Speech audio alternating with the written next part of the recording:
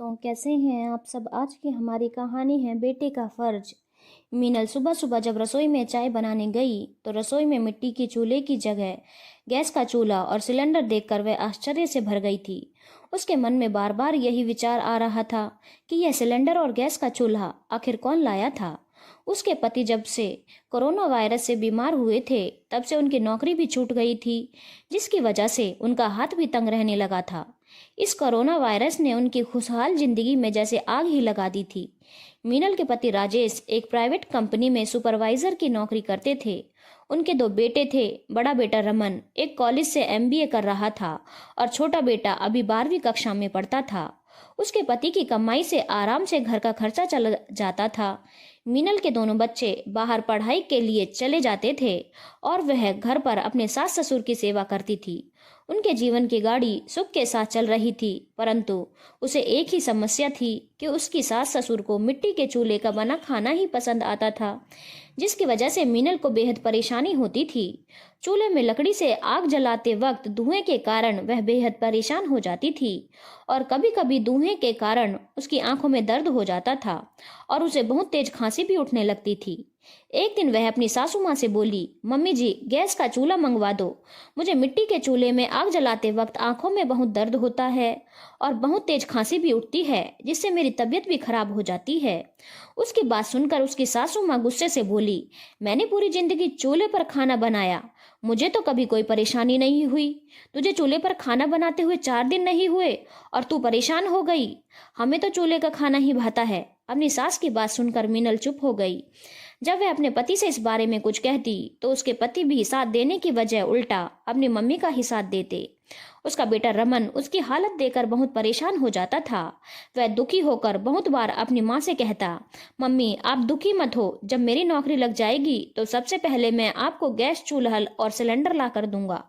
उसी दौरान कोरोना का भयानक समय भी आ गया, जिसने पूरे विश्व को अपनी चपेट में ले लिया, जिसकी वजह से राजेश भी कोरोना वायरस की चपेट में आ गया था। तब बड़ी मुश्किल से राजेश की जान बच गई, परंतु बीमारी की वजह से उसकी कंपनी जाने की हालत नहीं हुई और उसकी नौकरी छूट गई। तब घर की सारी जिम्मेदारी रमन के ऊपर आ गई थी। रमन ने एमबीए करने के बाद एक कंपनी में एचआर की नौकरी शुरू कर दी थी। उसकी प्राइवेट जॉब थी, इसीलिए उसे शुरू शुरू में वेतन भी बहुत कम मिलता था, परंतु फिर भी मजबूरी में नौकरी तो उसे करनी ही थी, क्योंकि कोरोना काल में दूसरी नौकरी मिलना इतना आसान नहीं था। एक दिन मीनल जब चूल्हे पर खाना बना रही थी तो लकड़ी थोड़ी गीली थी, जिसकी वजह से चूल्हे में आग जलाते वक्त फूंक मारते मारते मीनल को बहुत तेज खांसी उठने लगी। तब बड़ी मुश्किल से मीनल ने खांसते हुए भी खाना बनाया। मीनल को दुखी देखकर रमन चुपचाप खाना खाकर कंपनी चला गया। रात का खाना था भी मीनल ने बड़ी मुश्किल से बनाया था। अपने सास ससुर और पति को खाना खिलाकर मीनल जब अपने कमरे में लेट गई तो लेटते ही उसे कब नींद आ गई पता भी नहीं चला। सुबह जब वह उठी तो रसोई में उसने नया गैस का चूल्हा और सिलेंडर देखा, जिसे देखकर वह बहुत हैरान थी। तभी रमन रसोई में आकर उससे बोला, मम्मी जी कैसा लगा आपको मेरी तरफ से यह पहला उपहार। अब धुएं के कारण ना तो आपकी आंखों में दर्द होगा, न ही आपको खांसी होगी। रमन के सब सुनकर मीनल की आंखें भर आई थी और वह खुशी से बोली, रमन बेटा तुमने अपनी तनख्वाह के पैसे पर गैस पर क्यों खर्च कर दिए। अपनी तनख्वाह से तो तुम अपनी मनपसंद वस्तु ला सकते थे जो तुम्हारे काम आती। तुमने यह चूल्हा क्यों लिया। तुम्हारी दादी को तो वैसे भी मिट्टी के चूल्हे की बनी रोटी ही पसंद आती है।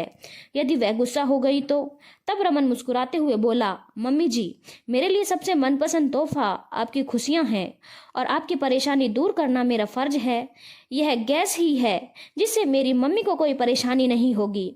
मैं दादा दादी से पूछकर और उन्हें आपकी परेशानी बताकर ही यह गैस का चूल्हा और सिलेंडर लाया हूँ। साथ ही मैंने उन्हें इस गैस के चूल्हे और सिलेंडर के फायदे भी बताए थे। अब हमारी रसोई भी धुएं से मुक्त हो जाएगी और आप खुशी खुशी बगैर किसी परेशानी के खाना बना सकती हो। बताइए आपको यह बदलाव कैसा लगा। रमन की बात सुनकर मीनल हंसते हुए बोली, बहुत अच्छा, भगवान ऐसा बेटा सबको दे जो अपनी माँ का इतना ख्याल रखता हो। इतना कहकर मीनल ने खुशी से रमन का माथा चूम लिया। दिल को कितना सुकून और कितनी खुशी मिलती है जब जब संतान अपने माता पिता की परेशानियों को दूर करती है, तब खुशी से माता पिता के मन में अपनी संतान के लिए सिर्फ आशीर्वाद और दुआएं निकलती हैं। धन्यवाद दोस्तों। अगर आपको कहानी अच्छी लगी हो तो चैनल को लाइक, शेयर और सब्सक्राइब करना ना भूलें।